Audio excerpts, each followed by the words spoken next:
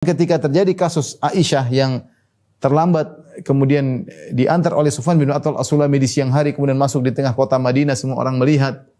Akhirnya timbullah tuduhan dusta bahwasanya Sufyan bin Attal As-Sulami berzina dengan Aisyah radhiyallahu taala anha. Bahkan wahyu tidak turun sampai sebulan, sampai terjadi benar-benar heboh. Benar-benar Allah berikan pelajaran kepada kaum mukminin. Ini pelajaran besar.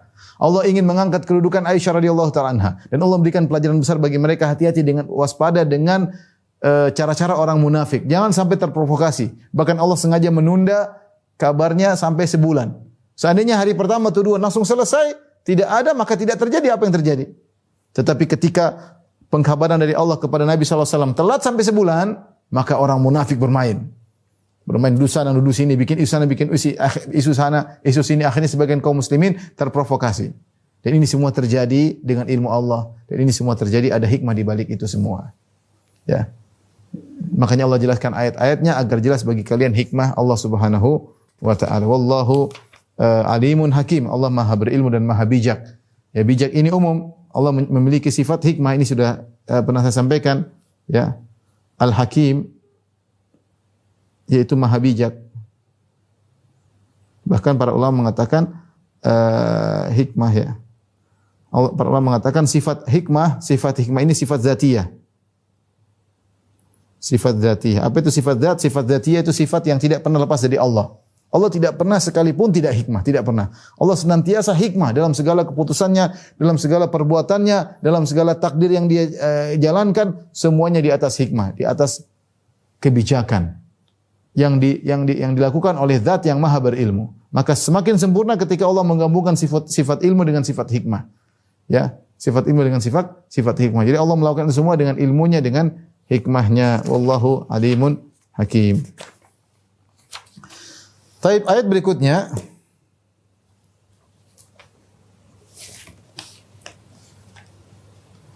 Kata Allah Subhanahu wa taala, "Innal ladzina yuhibbuna an tashi'al fahishatu fil ladzina amanu." Sungguhnya orang-orang ingin agar berita perbuatan yang amat keji itu tersiar di kalangan orang-orang yang beriman. Lahum adzabun alimun fid dunya wal akhirah. Bagi mereka azab yang pedih di dunia dan akhirat. Wallahu ya'lamu wa antum la ta'lamun. Dan Allah yang tahu sedangkan kalian tidak mengetahui. Ya. Allah mengetahui sementara kalian tidak mengetahui. Saya perhatikan. Allah mengatakan di sini, innal ladzina yuhibbuna. Perhatikan. Innal ladzina yuhibbuna an tashi'al fahisha fil ladzina amanu. Lahum azabun alimun fid dunya wal akhirah. Di sini sungguhnya orang-orang yang menyukai, Allah tidak mengatakan yang menyebarkan. Perhatikan. Allah tidak mengatakan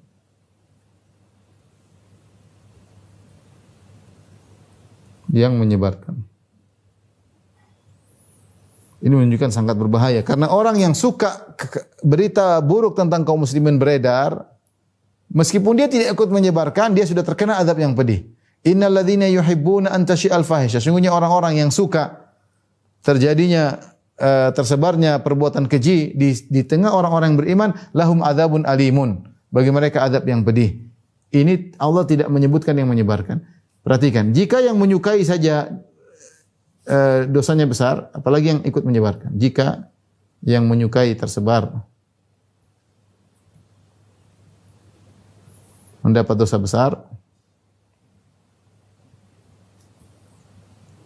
bagaimana lagi yang benar-benar menyebarkan? Lantas bagaimana yang menyebarkan?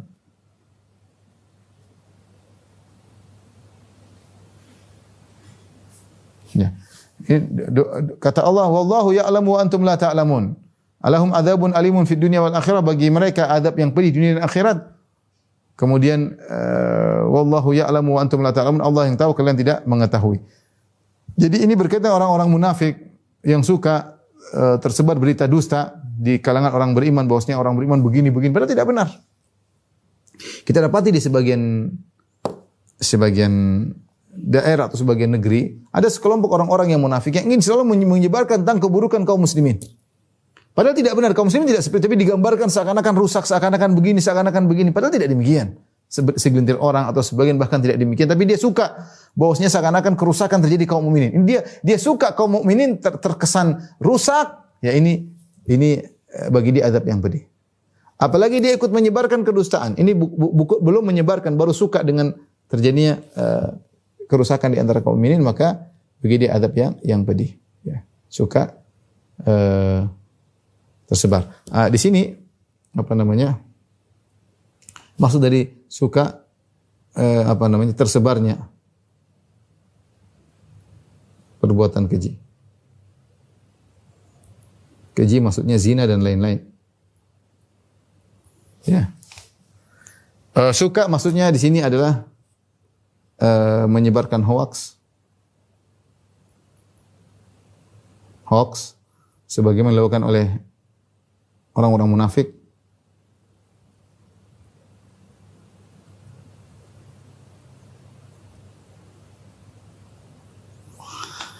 Atau bukan menyebarkan hoax, ingin kaum muslimin sering melakukan maksiat, ingin kemaksiatan tersebar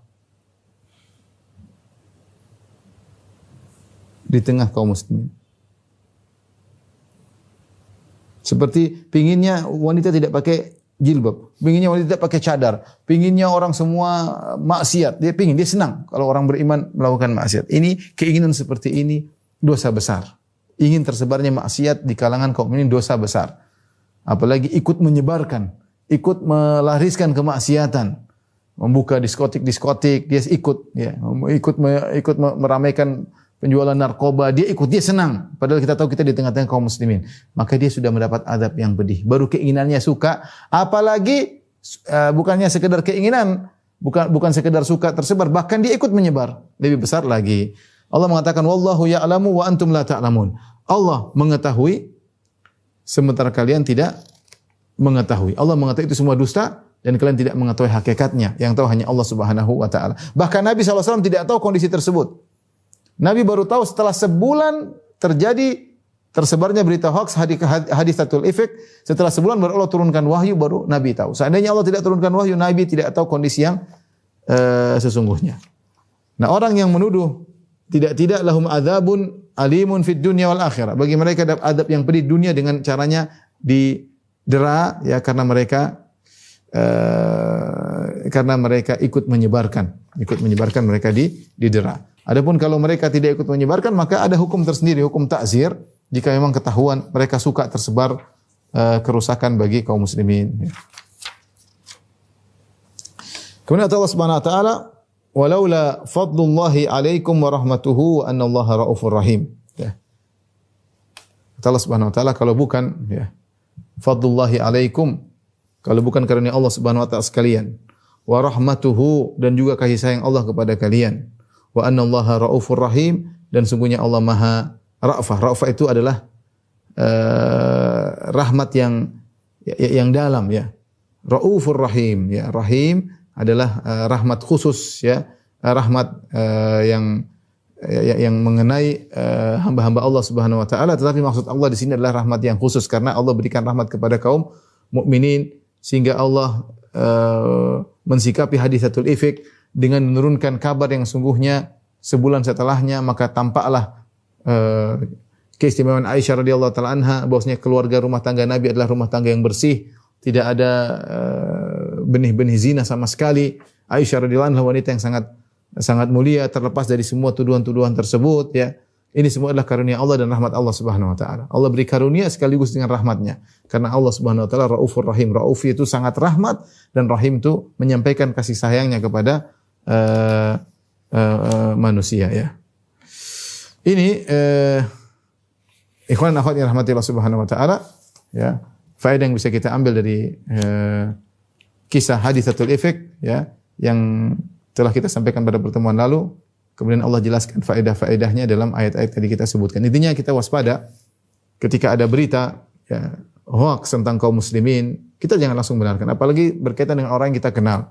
Kita tahu mereka jujur, kita tahu mereka baik, ya apalagi berkaitan dengan harga diri mereka, maka tidak boleh kita benarkan langsung. Bahkan kalau perlu kita bantah. Jangan terprovokasi. Kita bantah bahwasanya tidak demikian. itu hanya sekedar tuduhan, ya. Hadza buhtanun azim, adalah kedustaan yang besar, kita bantah. Kita mungkin dan kita tidak boleh berburuk sangka kepada sama kaum muslim, karena berburuk sangka kepada sama kaum muslim sama dengan berburuk sangka kepada diri sendiri, karena kita adalah satu kesatuan. Kita boleh berburuk sangka kalau memang orang tersebut punya karinah, indikasi-indikasi memang harus kita berburuk sangka kepadanya tanpa harus menuduh.